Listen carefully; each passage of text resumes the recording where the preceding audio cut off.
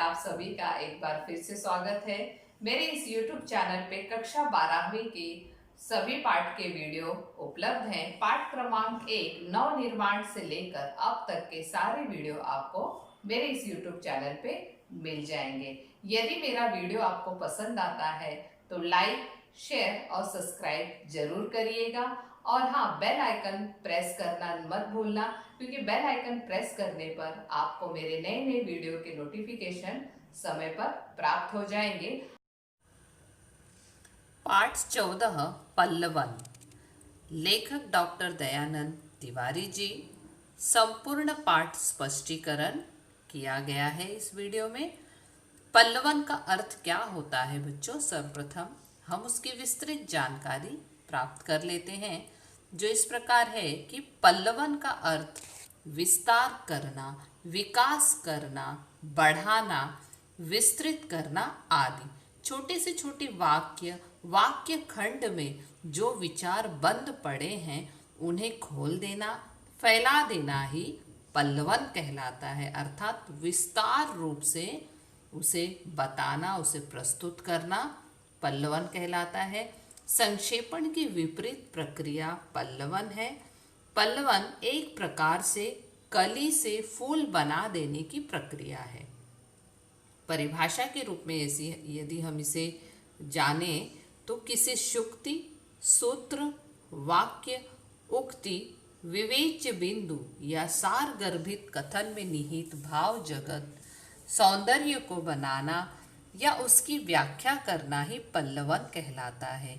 इसे भाव पल्लवन, भाव विस्तारण एवं एक्सपांशन भी कहते हैं। सर्वप्रथम हम लेखक परिचय कर लेंगे, फिर उनकी प्रमुख कृतियां एकांकी व पाठ परिचय करते हुए हम एकांकी की तरफ बढ़ेंगे और उसका स्पष्टीकरण देखेंगे, जो इस प्रकार है। लेखक परिचय। डॉक्टर दयानंद तिवारी जी का जन्म 1 अक्टूबर 1962 को महाराष्ट्र में जिला रायगढ़ के खोपोली गांव में हुआ। आप सफल अध्यापक होने के साथ साथ समाज शास्त्री तथा प्रतिबद्ध साहित्यकार के रूप में भी चर्चित हैं। विविध विषयों पर किए जाने वाले गहन चिंतन के फलस्वरूप आप आकाशवाणी और दूरदर्शन के राष्ट्रीय चैनलों पर आयोजित परिचर्चाओं में सम्मिलित होते रहे हैं। महाविद्यालयीन समस्याओं के प्रति आप निरंतर जागरूक रहते हैं। अध्ययन, अध्यापन आदि शैक्षिक विषयों को लेकर आपका लेखन कार्य निरंतर समाज को दिशा निर्देश करता है। आपने विभिन्न राष्ट्रीय तथा अंतर्राष्ट्रीय संगोष्ठियों में समसामयिक विषयों का मंतव्य रखा है। आपकी भाषा अत्यंत संप्रेषणीय और प्रभावोत्पादक है। आपकी प्रमुख कृतियां इस प्रकार है।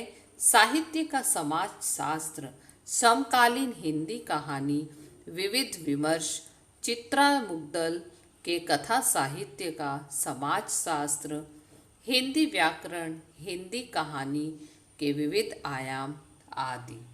एकांकी। हिंदी साहित्य में एकांकी का विशिष्ट स्थान है। एकांकी को सरल भाषा में नाटक का लघु रूप कहा जा सकता है। जीवन के किसी एक अंश प्रसंग को एक ही अंक में प्रभावशाली ढंग से रंगमंच पर प्रस्तुत करना ही एकांकी की विशेषता है। आप अपनी बात को व्यक्त करने हेतु वर्तमान समय में एकांकी को उपयोग में लाना लेखकों के लिए उपयुक्त सिद्ध होता है। इसमें कहने का तात्पर्य ये है कि यदि कोई भी संदेश या कोई भी उक्ति या बात हमें समाज के सामने प्रस्तुत करना है, बताना है इस वर्तमान समय को देखते हुए, तो हम इस एकांकी के माध्यम से हम उसे लोगों के समक्ष प्रस्तुत कर सकते हैं। अब पाठ परिचय देख लेते हैं। यहाँ पल्लवन की प्रस्तुति एकांकी विधा में की गई है, जो इस प्रकार है। साहित्य शास्त्र में पल्लवन लेखन को उत्तम साहित्यकार का लक्षण माना गया है। प्रस्तुत पाठ में पल्लवन अर्थात किसी उद्धरण, शुक्ति, सुवचन के विस्तारित अर्थ लेखन को अत्यंत सरल शैली में समझाया गया है। पल्लवन शब्द की अवधारणा का प्रतिपादन और उसका साहित्य शास्त्रीय विवेचन प्राप्त हुआ है। पल्लवन लेखन के विविध अंगों और नियमों को स्पष्ट करते हुए व्यवहारिक हिंदी के विभिन्न क्षेत्रों में उसकी उपयोगिता पर प्रकाश डाला गया है। जैसे कि हमने देखा कि पल्लवन का अर्थ बताया, जैसे मैंने कि उसका अर्थ क्या होता है। पल्लवन का अर्थ होता है विस्तार करना, विकास करना, किसी बात को, किसी उक्ति को विस्तार रूप से उसे बताना, फैलाव करना। इसे अगर उदाहरण के तौर पे देखा जाए तो एक फूल की जो कली होती है, वो कली जब फूल के रूप में जब वो फूल बन जाती है, मतलब विस्तार रूप से वो फैलते जाती है, ठीक उसी प्रकार पल्लवन का अर्थ होता है कि किसी उक्ति या शुक्ति को विवेच्य बिंदु या सारगर्भित कथन में निहित भावगत सौंदर्य को बताना या उसकी व्याख्या करना ही पल्लवन कहलाता है। अब हम एकांकी की तरफ बढ़ते हैं। सर्वप्रथम पल्लवन की जो बिंदु हैं वो हम देख लेते हैं कि किस प्रकार पल्लवन के बिंदुओं को, जैसे शुक्ति, उक्ति, पंक्ति, काव्यांश का विस्तार किया जाता है। पल्लवन में शुक्ति, उक्ति, पंक्ति या काव्यांश का विस्तार किया जाता है और पल्लवन के लिए दिए वाक्य सामान्य अर्थ वाले नहीं होते। पल्लवन में अन्य उक्ति का विस्तार नहीं जोड़ना चाहिए। क्लिष्ट का अर्थ यहाँ होता है कठिन शब्दों का प्रयोग न करें। पल्लवन करते समय अर्थों, भावों को एक सूत्र में बांधना आवश्यक है। विस्तार प्रक्रिया अलग अलग दृष्टिकोण से प्रस्तुत करनी चाहिए। पल्लवन में भाव, विचारों को अभिव्यक्त करने का उचित क्रम हो। वाक्य छोटे छोटे हों जो अर्थ स्पष्ट करें। भाषा का सरल, स्पष्ट और मौलिक होना अनिवार्य है। पल्लवन में आलोचना तथा टीका टिप्पणी के लिए कोई स्थान नहीं होता। कितने सुंदर रूप से लेखक ने यहाँ हमें पल्लवन लिखने के जो बिंदु बताए हैं, कितनी सरलता से समझाया गया है। अब हम चलते हैं एकांकी की तरफ। कक्षा का दृश्य है। प्रातः काल के सुबह के 11 बजे हैं। कक्षा 12वीं। रंगमंच पर सभी विद्यार्थी जो है उपस्थित हैं और कक्षा में विद्यार्थी प्रवेश कर रहे हैं। कुछ विद्यार्थी आपस में बातें कर रहे हैं, कुछ ऊंचे स्वर में एक दूसरे को पुकार रहे हैं। तभी हिंदी शिक्षक कक्षा में प्रवेश करते हैं। सभी विद्यार्थी खड़े होकर नमस्ते सर कहते हैं। अध्यापक: नमस्ते विद्यार्थियों, बैठ जाइए।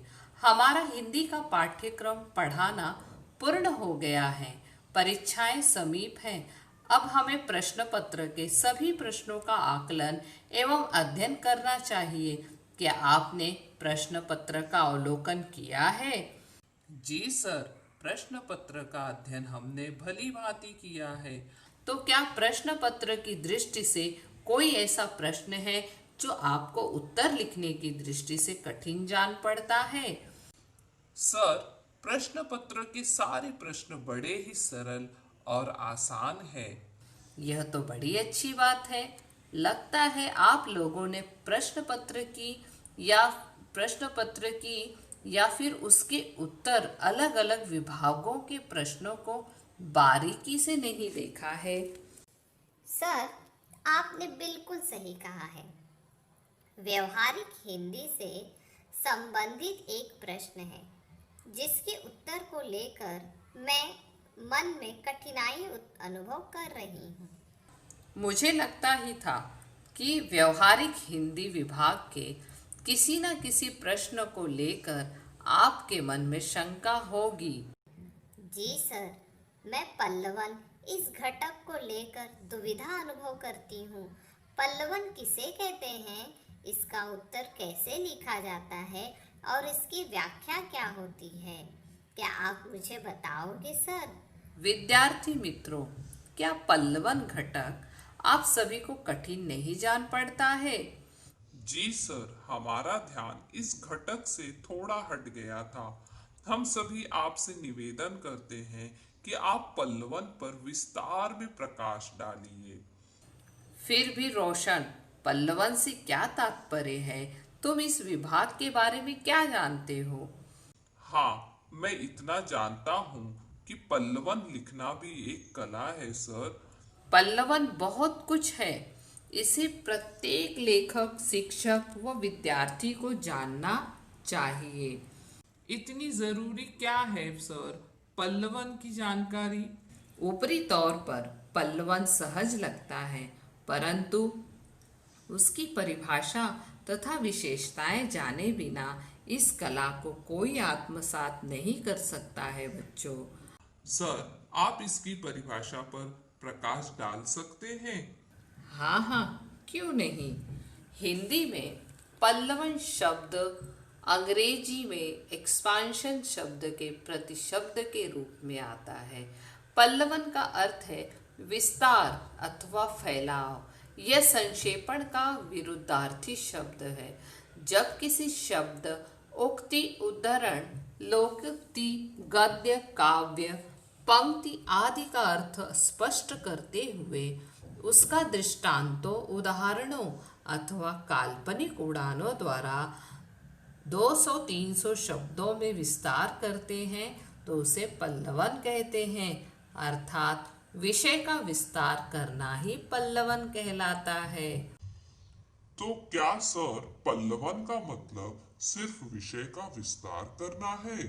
नहीं नहीं, सिर्फ विस्तार नहीं करना विद्यार्थियों, इसकी और भी कुछ विशेषताएं और नियम होते हैं। जैसे? मैं कुछ समझा नहीं सर। आइए मैं बताता हूँ। हर भाषा में कुछ ऐसे लेखक होते हैं जो अपने विचारों को सूक्ष्म और संक्षिप्त रूप में रखते हैं। उन्हें समझ पाना हर किसी के लिए आसान नहीं होता। ऐसे समय में पल्लवन के माध्यम से उसे समझाया जा सकता है। तो क्या सर पल्लवन से तात्पर्य निबंध है? नहीं नहीं, कई लोग निबंध और पल्लवन को एक मानने की गलती कर बैठते हैं। वास्तव में इन दोनों में अंतर है। निबंध में किसी एक विचार को विस्तार से लिखने के लिए कल्पना, प्रतिभा और मौलिकता का आधार लिया जाता है। पल्लवन में भी विषय का विस्तार होता है, परंतु पल्लवन में विषय का विस्तार एक निश्चित सीमा के अंतर्गत किया जाता है। सर, पल्लवन में क्या विचार के साथ साथ भाषा विस्तार पर भी ध्यान देना होता है? हाँ, बिल्कुल सही प्रश्न पूछा बच्चों। मैं इस पर आ ही रहा था। वैसे भी भाषा का विस्तार करना एक कला है। इसके लिए भाषा के ज्ञान के अलावा विश्लेषण, संश्लेषण, तार्किक क्षमता के साथ साथ अभिव्यक्तिगत कौशल की आवश्यकता होती है। इसमें भी आख्याता के प्रत्येक अंश को विषय वस्तु की गरिमा के अनुकूल विस्तारित करना होता है। भाव विस्तार को भी पल्लवन कहा जाता है। सर, क्या पल्लवन में भाव विस्तार के साथ साथ चिंतन भी होता है? अच्छा प्रश्न पूछा तुमने तन्वी। पल्लवन में भाव विस्तार के साथ चिंतन का स्थान भी महत्वपूर्ण होता है। संसार में जितने महान चिंतक, साहित्यिक, विचारक हैं, उनके गहन चिंतन के क्षणों में जिन विचारों और अनुभूतियों का जन्म होता है, उसमें सूत्रात्मकता आ जाती है। सरसरी दृष्टि से पढ़ने पर उसका सामान्य अर्थ ही समझ में आता है, किंतु उसके सम्यक अर्थबोध एवं अर्थ विस्तार को समझने के लिए हमें उसकी गहराई में उतरना पड़ता है। जो जो हम उस गंभीर भाव वाले वाक्य खंड, वाक्य या वाक्य समूह में गोता लगाते हैं, त्यों त्यों हम उसके मर्मस्पर्शी भावों को समझने लगते हैं। अर्थात छोटे छोटे वाक्यों या वाक्य खंडों में बंद विचारों को खोल देना, फैला देना, विस्तृत कर देना ही पल्लवन कहलाता है। सर, हम जैसे विद्यार्थियों के लिए पल्लवन कला को आत्मसात करने की क्या आवश्यकता है? हम तो साहित्यकार नहीं हैं। इस संदर्भ में जानकारी दीजिए ना सर। रोशन, तुम अच्छे अच्छे प्रश्न करते हो। यह जिज्ञासा सराहनीय है। इस पर चर्चा होनी ही चाहिए। जी सर, हमें इस विषय की भी जानकारी चाहिए। वर्तमान युग विज्ञान का युग है बच्चों। आज के बच्चे वैज्ञानिक युग में पल रहे हैं। हमारे साहित्य में लेखक, विचारक, कवि अपने मौलिक विचारों को व्यक्त करते हैं। हम उनके विचारों को समझ नहीं सकते, तब पल्लवन हमारी सहायता करता है। परंतु बच्चों, केवल विषयगत ज्ञान होना अनिवार्य नहीं होता है, अपितु आज के युवाओं के लिए अनेक क्षेत्रों का प्रवेश द्वार तैयार हो जाता है। पल्लवन व्यक्तित्व निर्माण में एक महत्वपूर्ण भूमिका तैयार कर सकता है। वह कैसे सर? अब गौर से सुनो। शारीरिक विकास के साथ साथ बौद्धिक विकास भी आवश्यक होता है। केवल शिक्षा तथा साहित्य में ही पल्लवन का महत्व नहीं है, बल्कि उत्कृष्ट वक्ता, पत्रकार, नेता, प्रोफेसर, वकील आदि पद प्राप्त करने के लिए इस कला से अवगत होना आवश्यक है। इतना ही नहीं, कहानी लेखन, संवाद लेखन, विज्ञापन, समाचार, राजनीति तथा उन अनेक व्यवसायों में भी पल्लवन का उपयोग होता है। हमारे करियर की दृष्टि से भी पल्लवन बहुत ही उपयुक्त है बच्चों। सर जी, कितनी अच्छी और महत्वपूर्ण जानकारी आप दे रहे हैं, लेकिन मेरे मन में एक प्रश्न उठ रहा है कि पल्लवन की विशेषताएं क्या होती है सर? बताता हूँ बच्चों, इन्हें अपनी कॉपी में लिख सकते हैं। चलिए, मैं पल्लवन की विशेषताएं बोर्ड पर लिखता हूँ। पल्लवन की विशेषताएं: कल्पनाशीलता, मौलिकता, सृजनात्मकता, प्रवाहमयता, भाषा शैली, शब्द चयन, सहजता, स्पष्टता, क्रमबद्धता। सर जी, क्या पल्लवन लिखने की कोई अलग शैली होती है? हाँ, पल्लवन लिखने की निम्नलिखित शैलियाँ प्रचलित हैं, जो इस प्रकार है। इसमें विषय प्रवर्तन प्रथम वाक्य से ही प्रारंभ हो जाता है। इसमें इधर उधर बहकनी एवं लंबी चौड़ी भूमिका बनाने की कोई आवश्यकता नहीं होती। प्रथम वाक्य से ही श्रृंखलाबद्ध, रोचकता पूर्ण एवं उत्सुकता भरे वाक्य लिखने चाहिए।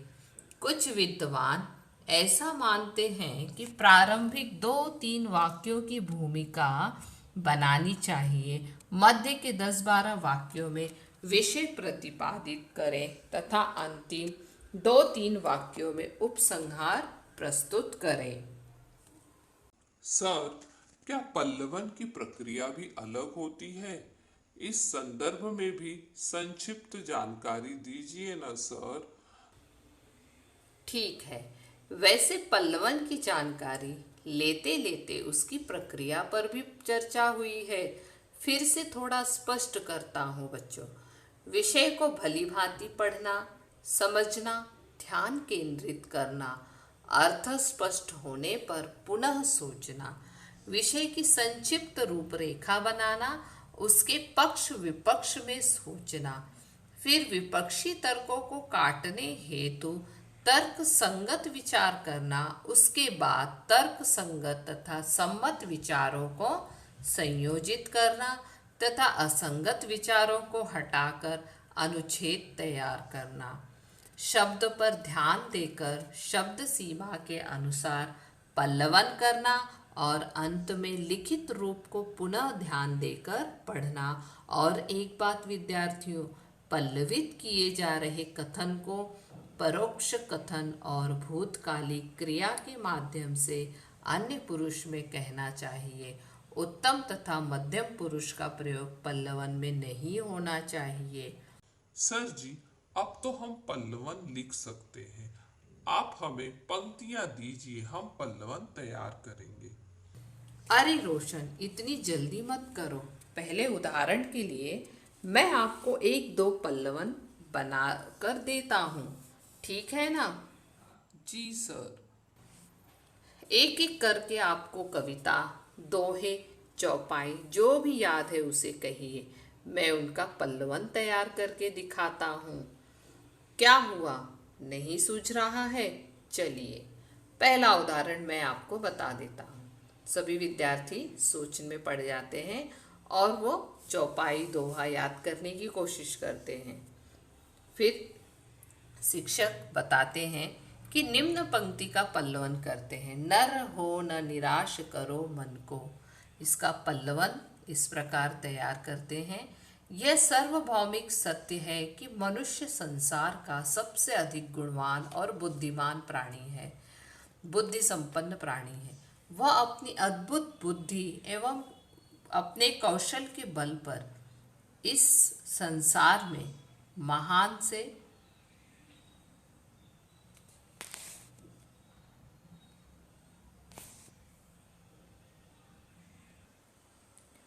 इस संसार में महान से महान कार्य कर अपने साहस और सामर्थ्य का परिचय दे चुका है।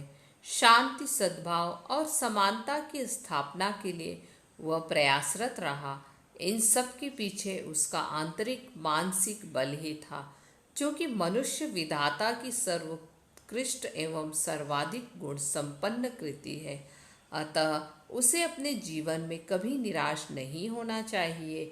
यह तो मनुष्य का जीवन ही है कि जहाँ उसके जीवन में सुख है वहाँ दुख भी है, लाभ है तो हानि भी है, सफलताएं हैं तो असफलताएं भी है। यदि उसका मन ही पराजित हो जाएगा, थक जाएगा, तो इस धरा को स्वर्ग सा कैसे बन पाएगा? उसके मन की इसी संकल्प विकल्पमयी साहसिक शक्ति को उसका मनोबल कहा जाता है, जो उसे हर समय श्रेष्ठ बनने हेतु कर्म के लिए प्रेरित करता है। जी सर, अब हमें समझ में आ गया। सर, मैं एक शुक्ति जानता हूँ, क्या आप उसका पल्लवन करके दिखाएंगे? अविवेक आपदाओं का घर है। पल्लवन विवेक, बुद्धि और ज्ञान मानव की बौद्धिक संपदा है। मानव जब कोई निर्णय लेता है तो उसे सद असत कारिणी बुद्धि की आवश्यकता होती है। विचार शून्य किए गए कार्य कष्टदायक होते हैं। मानव की सफलता के पीछे उसका विवेक कार्य करता है। हमें सोच विचार कर ही कोई कार्य करना चाहिए। बिना विचारे किया गया कार्य पश्चाताप का कारण बनता है। इसलिए हमें जो भी कहना है उसका मनन करें, चिंतन करें। जो कुछ भी करे उसे सोच समझकर विवेक की कसौटी पर कसकर ही कहें, क्योंकि जीवन का आनंद विवेक से चलने में है। अविवेकी मूर्खतापूर्ण कार्य करता हुआ अपने जीवन को स्वयं आपत्तियों पर भर लेता है। सर, मैं भी एक पंक्ति बताती हूँ, कृपया उसका भी पल्लवन कीजिए। सेवा तीर्थ यात्रा से बढ़कर है। सेवा परोधर्म है। इस भावना को कौन नहीं स्वीकारता, किंतु जब इस भाव की अवहेलना की जाती है तब समाज में स्वार्थ और तनाव की स्थिति उत्पन्न हो जाती है।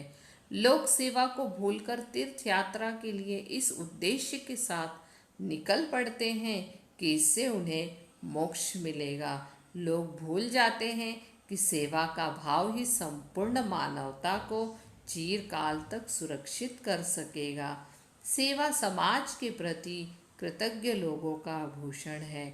मानव सेवा एवं प्राणी मात्र की सेवा संपूर्ण तीर्थ यात्राओं का फल देने वाली होती है। सेवा के पात्र हमारे आसपास ही मिल जाते हैं। तीर्थ यात्रा का फल कब मिलेगा, क्या होगा, लेकिन सेवा सत सफल दामिनी है। सेवा करे सो मेवा पावे, अतः सेवा धर्म अपनाए। मुझे विश्वास है आप लोगों ने पल्लवन को अच्छी तरह से समझ लिया होगा बच्चों।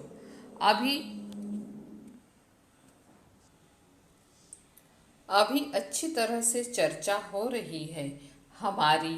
अब आप यह समझ ही गए हैं कि पल्लवन मतलब जैसे बीज से पेड़, पेड़ से पल्लव, पल्लव से डालियां विकसित होती हैं, उसी प्रकार भाषा में भी पल्लवन होता है।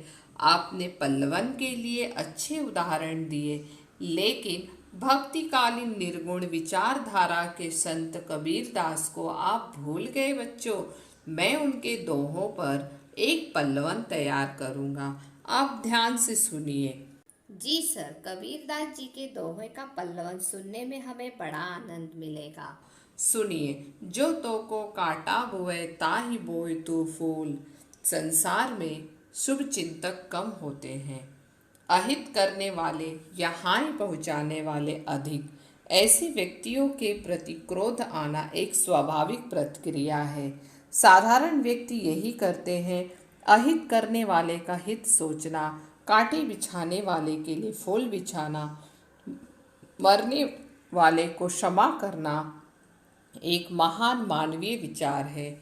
इसके पीछे अहिंसा की भावना छिपी हुई है। सबके प्रति मैत्री भाव की साधना है। प्रकृति भी हमें यही शिक्षा प्रदान करती है। इसके अनेक उदाहरण मिलते हैं। वृक्ष को ही देखिए। पत्थर मारने